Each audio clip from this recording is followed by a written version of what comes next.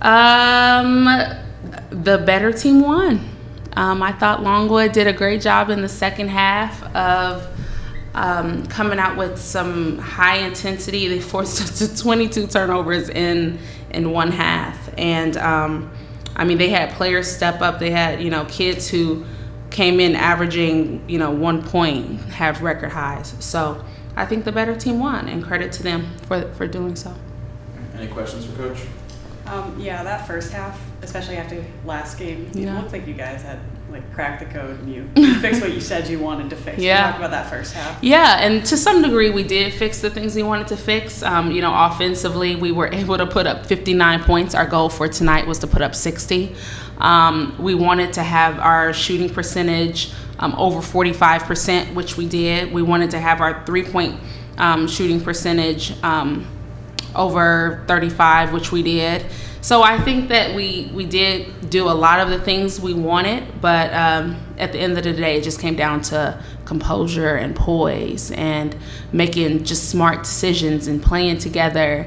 And I think that Longwood came out in the second half with a focus, and I think we came out potentially.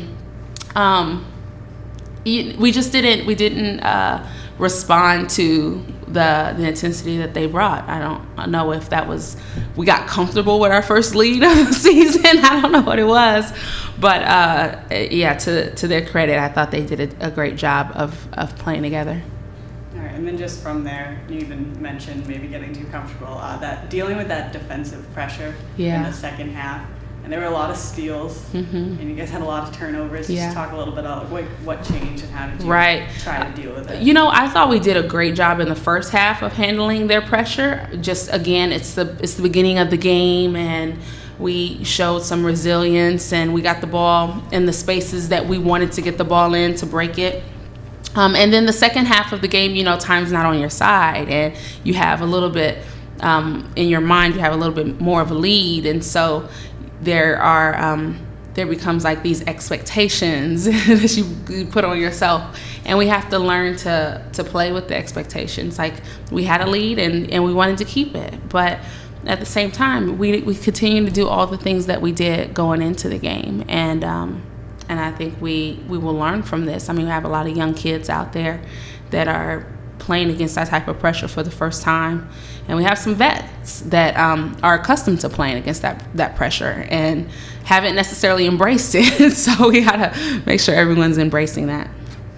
All right, I'm good. All right, thank you. Can you just talk about Amanda Ortiz for a little bit? Yeah. She had a career high 6 points. She was out there grabbing the rebounds, and she did a good job keeping the ball and avoiding those costly turnovers. Yeah, Amanda was good. She comes in and she brings us a spark.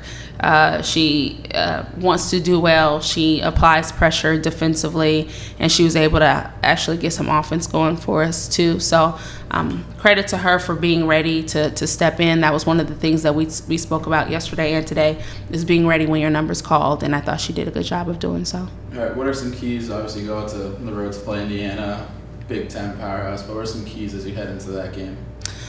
We have to just play our game. We gotta get excited to play good teams. We gotta want to play good teams, and I think that Indiana is definitely that. We had a chance to go against Maryland, and so now we'll just get ready and go back and practice and put some things together and understand the scouting report to take on a Big Ten team.